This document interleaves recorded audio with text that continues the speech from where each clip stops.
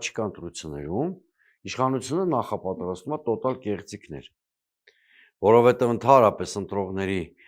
ընտրությունների նկատմամբ դիտորդական առաքելությունները այդ պարագայում են դժվարացնում։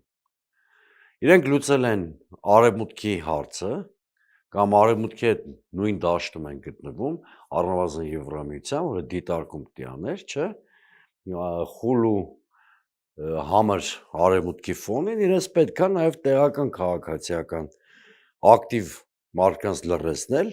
հիմա ֆիլտրումների համակարգ են ստեղծում։ Սա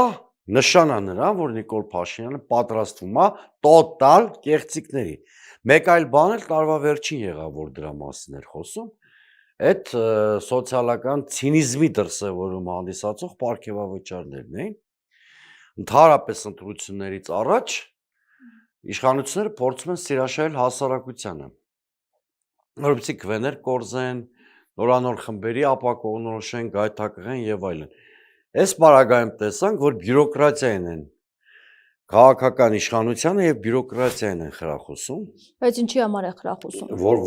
Որտեղ միայն իշխանության միջոցով, իշխանության վերտիկալի միջոցով հնարավոր ընտրություններ կերտել։